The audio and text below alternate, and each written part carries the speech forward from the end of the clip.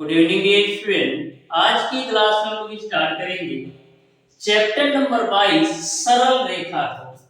सबसे पहले dear student सरल रेखा के बेसिक कॉन्सेप्ट को बिल्कुल शानदार तरीके से क्लियर करने वाले हैं।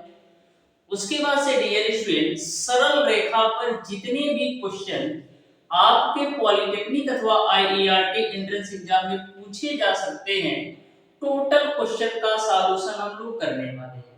तो सबसे पहले डियर स्टूडेंट हम लोग सरल रेखा यानी कि स्ट्रेट लाइन के बेसिक कॉन्सेप्ट को बिल्कुल अच्छी तरीके से समझने वाले हैं, क्योंकि आपको भी पता है कि कॉन्सेप्ट इज पावर। यदि आप किसी भी चैप्टर के कॉन्सेप्ट को अच्छी तरीके से समझ जाते हो तो उस चैप्टर पर आधारित किसी भी प्रकार का किसी टाइप से क्वेश्चन आपसे पूछ लिया जाए, आप 100% एक्यूरेसी के साथ सॉल्व कर सकते हो।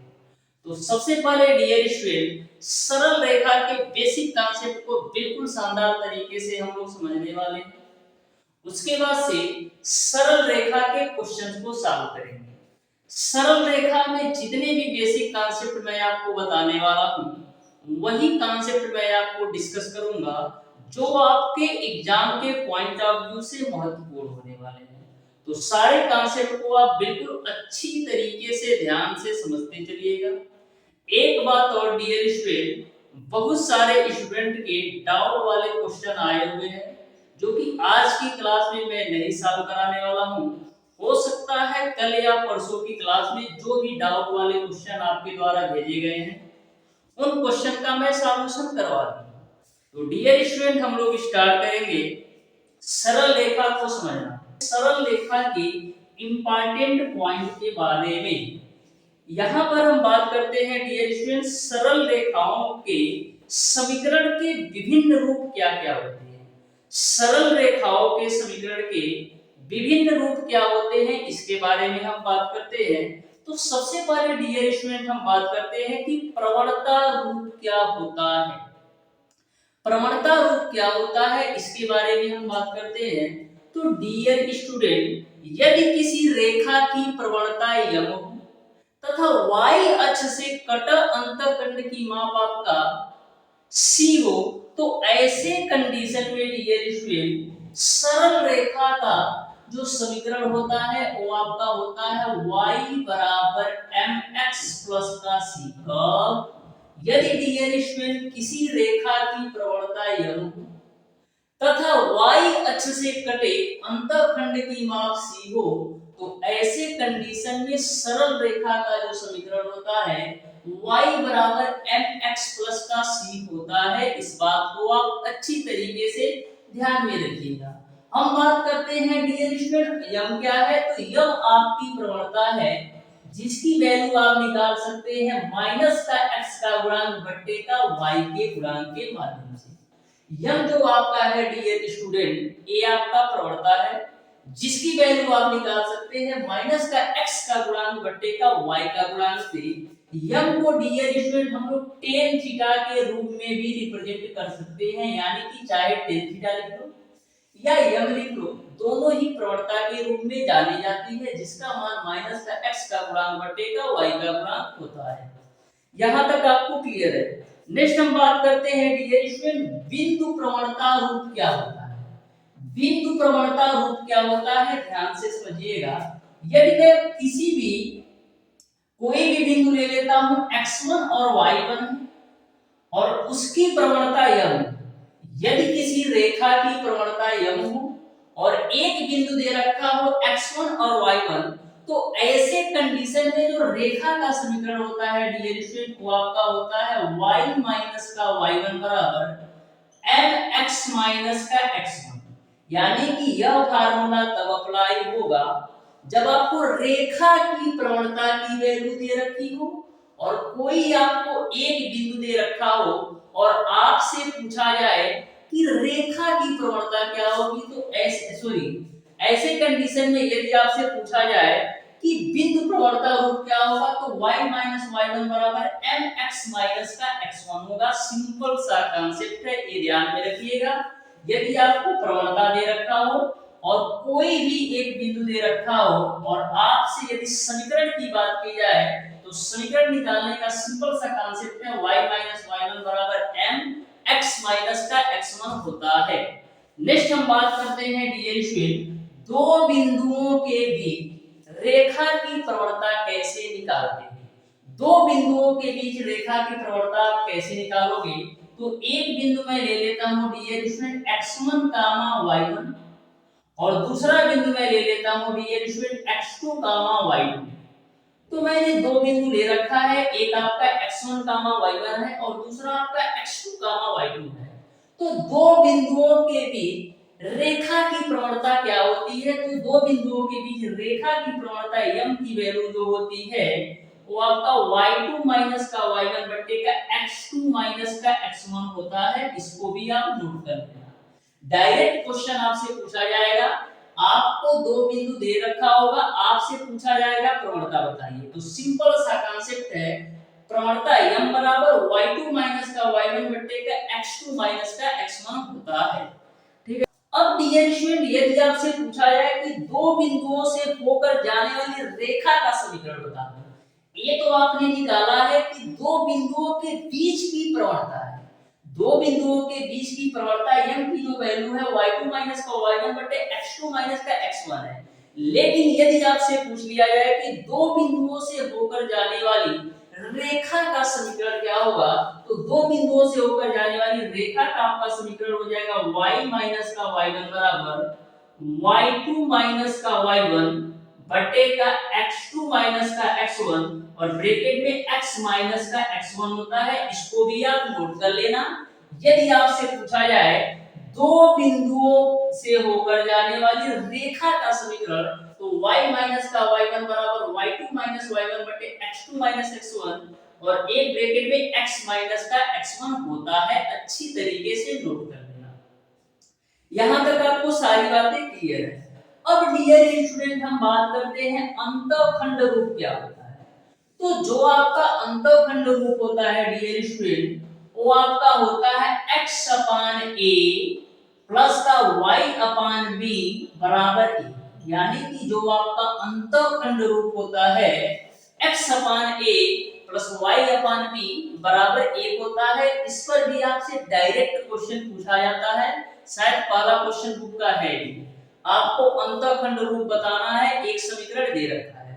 नेक्स्ट हम बात करते हैं डियर स्टूडेंट, लंब रूप क्या होता है। तो जो आपका लंब रूप होता है डियर स्टूडेंट, वो आपका होता है x cos अल्फा प्लस का y sin अल्फा बराबर p होता है। अभी मैं केवल आपको नॉर्मली बेसिक कांसेप्ट आपको बता रहा हूं, जिससे आपको ओवरव्यू मिल जाए कि किस टाइप से, किस तरीके से, किस कांसेप्ट पर क्वेश्चन आपके एग्जाम में पूछे जाएंगे। जब मैं पूरा कांसेप्ट अच्छी तरीके से बता दूंगा डियर स्टूडेंट, तो क्वेश्चन को जैसे मैं सॉल्व कराऊंगा आपको सारी चीजें बिल्कुल शानदार तरीके से क्लियर हो जाएंगी। अभी आप सारे कांसेप्ट को अच्छी तरीके से नोट करते चलिए और जो भी मैं आपको इंपॉर्टेंट पॉइंट बता रहा हूं उसको आप अच्छी तरीके से समझते चलिए। नेक्स्ट हम बात करते हैं डियर स्टूडेंट, सरल रेखा का व्यापक रूप क्या होता है। तो सरल रेखा का जो व्यापक रूप होता है डियर स्टूडेंट, वो आपका होता है ax + by प्लस का c बराबर 0 होता है। ये आपका सरल रेखा का जो व्यापक रूप होता है वो आपका ax + by + c बराबर 0 होता है। यहां तक आपको सारी बातें अच्छी तरीके से समझ में आ गई होंगी। यदि आप स्क्रीनशॉट लेना चाहते हैं तो ले सकते हैं। चलते हैं डियर स्टूडेंट हम लोग नेक्स्ट कॉन्सेप्ट पर। तो नेक्स्ट कॉन्सेप्ट आपका मैक्सिमम डियर स्टूडेंट 3 से 4 कॉन्सेप्ट और मैं आपको बताने वाला हूं। उसके बाद से इस चैप्टर पर आधारित जो भी क्वेश्चन आपके एग्जाम में पूछे गए हैं या पूछे जाने की संभावना है, उन क्वेश्चन को मैं बिल्कुल शानदार तरीके से आपको सॉल्व कराने वाला हूं। बस आप पेशेंस के साथ डियर स्टूडेंट सारे कॉन्सेप्ट अच्छी तरीके से समझ लो। क्वेश्चन को तो आप बिल्कुल शानदार तरीके से सिंपल वे में सारे क्वेश्चन को सॉल्व कर लो। तो देखिएगा डियर स्टूडेंट, नेक्स्ट जो हमारा कॉन्सेप्ट है, मूल बिंदु से रेखा ax + by + c बराबर 0 की लंबवत दूरी यदि आपसे पूछा जाए तो कैसे निकालोगे। कॉन्सेप्ट क्या है डियर स्टूडेंट, बोला है कि मूल बिंदु से रेखा ax plus by plus c बराबर 0 की लंबवत दूरी आप कैसे निकालोगे? तो जो आपका मूल बिंदु होता है वो आपका 0, 0 होता है। मूल बिंदु से ax plus by plus c बराबर 0 की लंबवत दूरी आपको बताना है। तो लंबवत दूरी का जो फार्मूला है डियर स्टूडेंट वो आपका होता है माड के अंदर c बट्टे रूट ओवर ए स्क्वायर प्लस का बी स्क्वायर होता है। ये बात आप अच्छी तरीके से नोट कर लेना। यहाँ पर आपको समझना ये है कि जो आपका लंबवत दूरी की वैल्यू है माड के अंदर क्यों रखी गई है।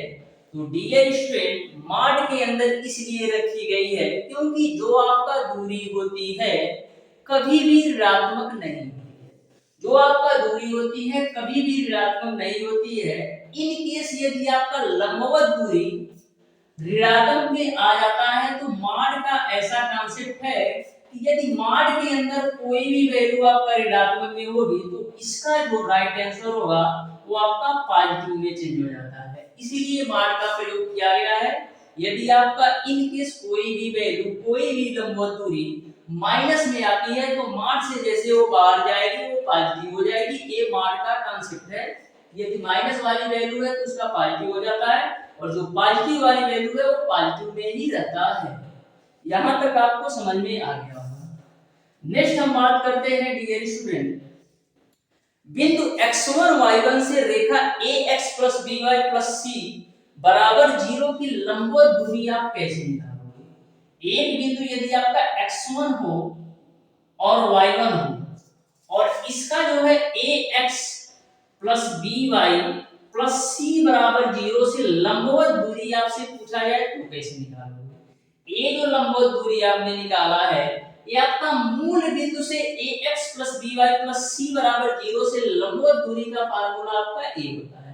लेकिन यदि आपको कोई भी बिंदु x1 y1 दे रखा हो और आपसे पूछा जाए कि x1 y1 से ax plus by plus c बराबर 0 की लंबवत दूरी आप हमें बता दो तो कैसे बताओगे। तो इसका जो लंबवत दूरी का फार्मूला है वो आपका होता है ax plus by plus c बट्टे का root over a square plus का b स्क्वायर होता है। इसको भी आप अच्छी तरीके से नोट कर लेना।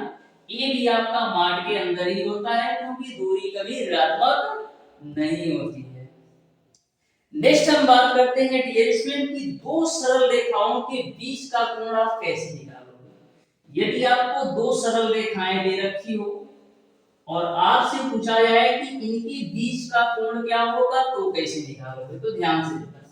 मैं मान लेता हूं कि डियर स्टूडेंट की पहली जो सरल रेखा है वो आपका a1x plus b1y plus c1 बराबर 0 है। इसको आप पहली सरल रेखा मानो और दूसरी सरल रेखा मैं ले लेता हूं dear student a2x plus b2y plus c2 बराबर 0। ये मैंने दूसरी सरल रेखा ले ली।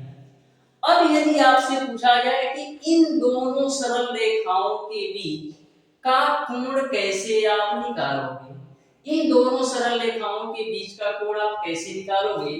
तो इन दोनों सरल रेखाओं के बीच का कोण निकालने का सिंपल सा कॉन्सेप्ट है। जो आपका समीकरण 1 है इससे आप m1 की वैल्यू निकाल लेना। अब m1 की वैल्यू कैसे निकालोगे मैंने ऑलरेडी बता रखा है कि प्रवणता m बराबर क्या होता है माइनस का x का गुणांक बट्टे का y का गुणांक। तो माइनस का x का गुणांक क्या है a1 और y का गुणांक क्या है आपका b1 है। तो समीकरण 1 से आपने m1 की वैल्यू निकाला। अब समीकरण 2 से डियर स्टूडेंट m2 की वैल्यू निकालो।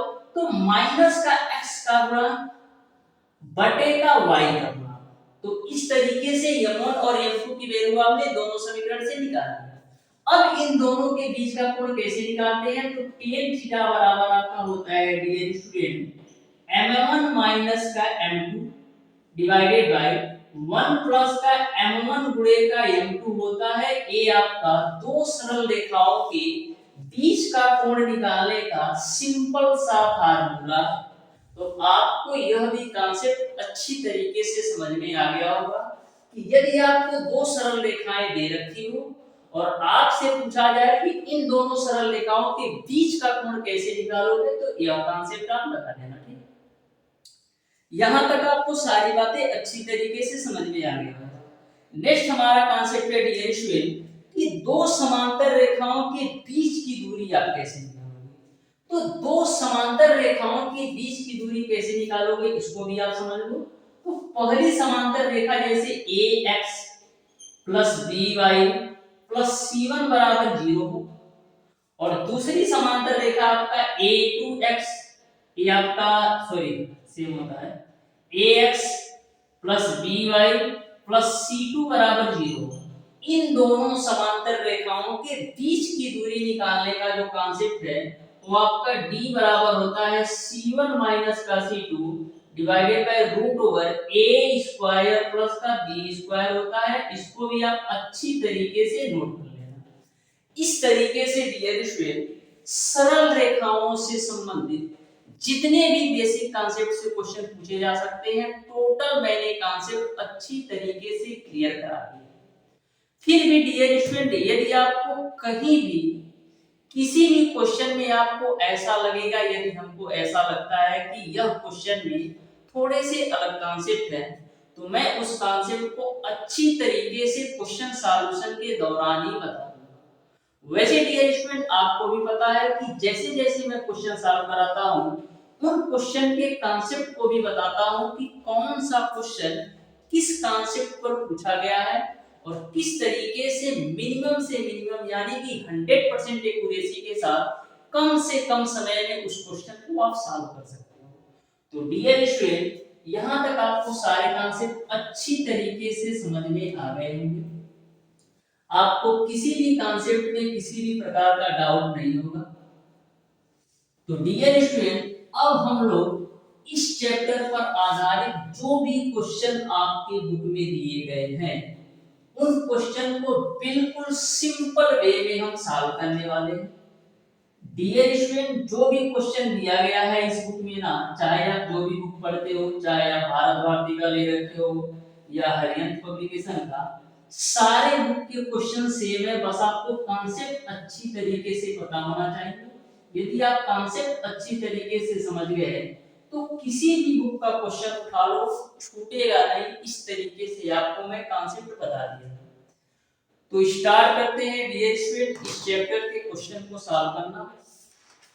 तो क्वेश्चन नंबर 1 है आपका डियर स्टूडेंट, रेखा 8x + 4y + 16 बराबर 0 द्वारा अक्षों पर कटे अंतःखंडों की माप क्या है, ये आपको अंतःखंड रूप से पहला क्वेश्चन पूछा है। आपको समीकरण दे रखा है 8x + 4y बराबर 16 सॉरी +16 बराबर 0 है, +16 बराबर 0 है। अक्षों पर कटे अंतःखंड की माप क्या है, ये आपको बताना है। तो डियर स्टूडेंट आपको पता है कि जो आपका अंतःखंड रूप होता है वो आपका x/a प्लस का y/b बराबर 1 के रूप में होता है। जो आपका अंतःखंड रूप होता है x/a प्लस y/b बराबर 1 के रूप में होता है। तो सबसे पहले इस समीकरण को आपको इस रूप में कन्वर्ट करना होगा। सबसे पहले आपको इस समीकरण को इस रूप में कन्वर्ट करना होगा। तो आइए हम लोग कन्वर्ट करते हैं। इसको हम क्या लिख सकते हैं, इसको हम लिख सकते हैं डियर स्टूडेंट 8x + 4y बराबर -16 के। यदि हम इस समीकरण को इस रूप में कन्वर्ट करना चाहूं तो हमको राइट साइड में 1 चाहिए। क्या चाहिए, राइट साइड में 1 चाहिए। तो हम करते क्या है, दोनों पक्षों में -16 से भाग दे देते हैं। तो जब दोनों तरफ आप -16 से भाग दोगे तो यहाँ पर आपको 1 मिल जाएगा, a माइनस से माइनस कैंसिल हो जाएगा, यानी राइट साइड में तो आपको 1 मिल गया। अब देखो यहाँ पर 8 से काटो तो 8 दूना 16, यानी क्या मिल जाएगा माइनस का x/2, या इसको आप ऐसे भी लिख सकते हो x/-2 प्लस का y, ये 4 से काटो तो 4 चौक 16, तो y/-4 बराबर है। अब आप देख सकते हैं जो आपका यह रूप हो गया ये आपका अंतःखंड रूप में कन्वर्ट हो गया। यानी x upon a plus y upon b बराबर 1 के रूप में हो गया। यानी हमने इस समीकरण को अंतःखंड रूप में कन्वर्ट कर दिया। आपको बताना है अंतःखंडों की मान क्या होगी। तो x अक्ष में अंतःखंड की मान कितना है -2 और y अक्ष में अंतःखंड की जो मान है वो आपका है -4। तो -2 और -4 जो होगा ये आपका अंतःखंडों का मान होगा। यानी क्वेश्चन नंबर 1 का ऑप्शन नंबर बी सही हो जाएगा। तो बिल्कुल सिंपल सा ये कॉन्सेप्ट आपको समझ में आ गया होगा। नेक्स्ट हम बात करते हैं डियर स्टूडेंट क्वेश्चन नंबर 2 के बारे में। तो बिल्कुल सिंपल सा क्वेश्चन है। आपको दो बिंदु दे रखा है, इन दोनों बिंदुओं के बीच की प्रवणता क्या होगी ये आपको बताना है क्वेश्चन नंबर 2। तो ध्यान से देखना, बोला है उस रेखा की प्रवणता जो बिंदुओं 3,2 व -3,-2 से मिलती है ये आपको बताना है। यानी कि उस बिंदु की प्रवणता आपको बताना है जिसका बिंदु आपको दे रखा है 3,2 और -3,-2, ठीक है, से मिलाती हो उस रेखा की आपको प्रवणता बताना है। तो मैंने आपको बताया था यदि आपको दो बिंदु दे रखा हो और रेखा की प्रवणता आपसे पूछा जाए तो वहां पर आपका कॉन्सेप्ट होता है प्रवणता m बराबर y2 माइनस का y1 बटे का x2 माइनस का x1। यहाँ पर यह जो वैल्यू होती है डियर स्टूडेंट x1 y1 की होती है और यह जो वैल्यू होती है x2 और y2 की वैल्यू होती है। तो सारी वैल्यू रख दो, y2 की वैल्यू -2 माइनस y1 की वैल्यू 2 बटे का x2 की वैल्यू आपका -3 और x1 की वैल्यू आपका है 3। तो यहाँ से आपको मिल जाएगा -4 बटे का -6, a माइनस से माइनस कैंसिल आउट, 2 दूना 4 और 2 तीन 6, यानी कि 2/3 जो होगा वो आपका प्रवणता हो जाएगा। इस तरीके से क्वेश्चन नंबर 2 का ऑप्शन नंबर बी सही हो जाएगा। ऑप्शन नंबर बी जो होगा बिल्कुल राइट आंसर होगा। ऐसे ही क्वेश्चन आपके एग्जाम में पूछे जाते हैं। यदि आपको बेसिक कॉन्सेप्ट पता होगा तो ऐसे क्वेश्चन को मैक्सिमम आप 10 सेकंड के अंदर सॉल्व कर सकते हो। देखिएगा डियर स्टूडेंट नेक्स्ट क्वेश्चन जो कि आपका है क्वेश्चन नंबर 3। बहुत ही बेहतरीन सिंपल कॉन्सेप्ट है इस क्वेश्चन का भी, आप ध्यान से देखना डियर स्टूडेंट। बोला है सरल रेखा y -x+5 बराबर 0 x अक्ष से कोण कितना बनाती है ये आपको बताना है। यानी कि x अक्ष से कितना कोण बनाती है ये आपको बताना है। समीकरण आपको दे रखा है y माइनस का x प्लस का 5 बराबर 0। इसको और क्या हम लिख सकते हैं माइनस का x प्लस y प्लस का 5 बराबर 0 भी लिख सकते हैं।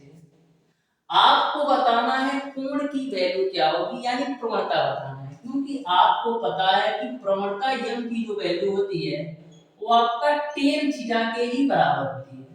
तो प्रवणता m बोलो या tan थीटा बोलो दोनों ही प्रवणता के रूप में, ठीक है।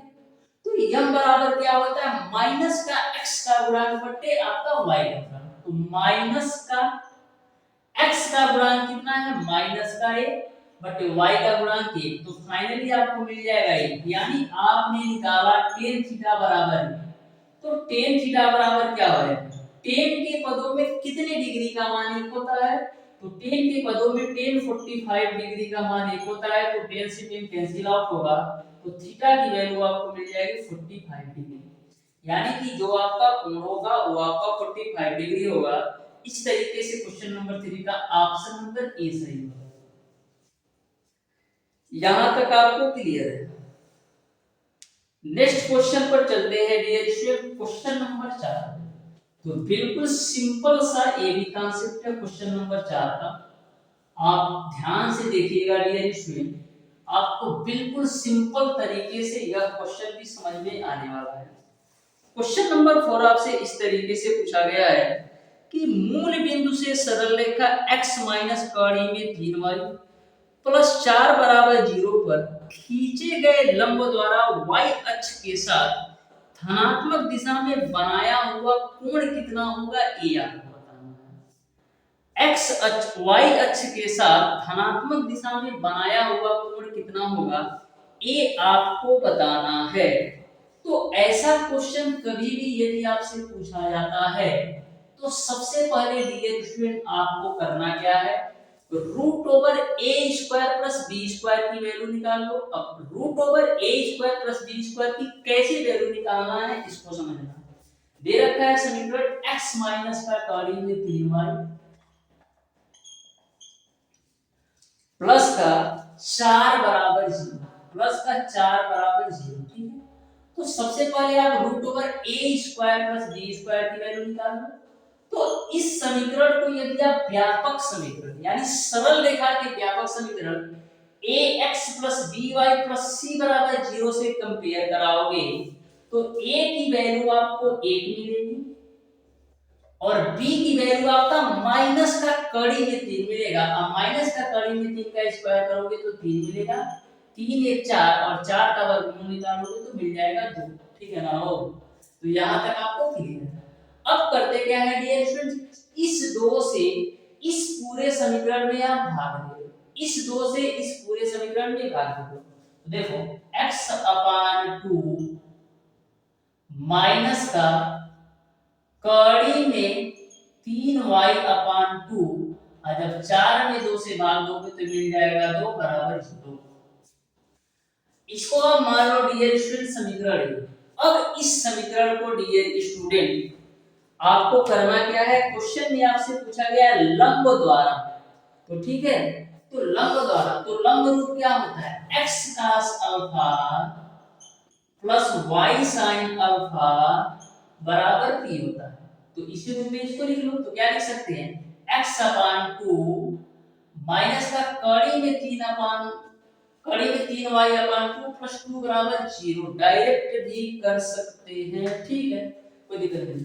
यहाँ पर इसको ऐसे भी तो लिख सकते हो यार, प्लस 2 बराबर 0 है तो प्लस 2 को आप राइट साइड लेके जाओ, तो यहाँ पर हम इसको राइट साइड ही लेकर जाते हैं तो माइनस का 2 हो जाएगा। तो जब x cos alpha plus y sin alpha बराबर p से समीकरण 1 की तुलना कराओगे तो cos अल्फा बराबर कितना मिल जाएगा, वो 1/2 और sin अल्फा बराबर कितना मिल जाएगा, माइनस का कड़ी में 3/2, ठीक है ना। हो अब आपको कोण निकालना है तो tan थीटा बराबर क्या होता है, sin थीटा बटे का cos थीटा। tan थीटा बराबर क्या होता है, sin थीटा बटे cos थीटा। तो एक tan अल्फा ही कर लो तो कोण के लिए कोई दिक्कत नहीं, ठीक है। तो tan अल्फा बराबर क्या होगा, sin अल्फा बटे cos अल्फा। तो sin अल्फा की वैल्यू आपका है माइनस का कड़ी में 3/2 और cos अल्फा की वैल्यू 1/2 है, 2 से 2 कैंसिल आउट होगा। तो tan अल्फा बराबर माइनस का कड़ी में, तो tan अल्फा बराबर माइनस का कड़ी में 3, tan के पदों में कितने डिग्री का मान है, तो माइनस का कड़ी में 3, tan के पदों में tan 120 डिग्री का मान है, tan से tan कैंसिल आउट होगा तो अल्फा की जो वैल्यू मिलेगी वो आपका 120 डिग्री मिल जाएगा। इस तरीके से क्वेश्चन नंबर 4 का ऑप्शन नंबर सी सही हो जाएगा। ऑप्शन नंबर सी जो होगा क्वेश्चन नंबर 4 का बिल्कुल राइट आंसर होगा। तो क्वेश्चन नंबर 5 आपके लिए है। इसमें आपको समीकरण 6x + 5y + 7 बराबर 0 का लंब रूप क्या होगा ये आपको बताना है। का लंब रूप क्या होगा ये आपको बताना है। तो इस तरीके से डियर स्टूडेंट आज की क्लास में मैंने आपको सरल रेखा के बेसिक कॉन्सेप्ट के साथ साथ क्वेश्चन नंबर 1 से लेकर के क्वेश्चन नंबर 4 तक के सारे प्रश्नों का सॉल्यूशन करवाया है। क्वेश्चन नंबर 5 को आप बिल्कुल शानदार तरीके से सॉल्व कर लीजिएगा क्योंकि लंब रूप आपको बताना है। तो क्वेश्चन नंबर 5 का आंसर कमेंट बॉक्स में कमेंट करके बताइएगा। तो डियर स्टूडेंट आज की क्लास आपको कैसी लगी, यदि वीडियो पसंद आया हो तो वीडियो को लाइक, और जिन लोगों ने अभी तक हमारे चैनल ओडी स्टडी पॉइंट को सब्सक्राइब नहीं किए हैं सब्सक्राइब जरूर कर लेना। मिलते हैं डियर स्टूडेंट नेक्स्ट क्लास में, तब तक के लिए धन्यवाद।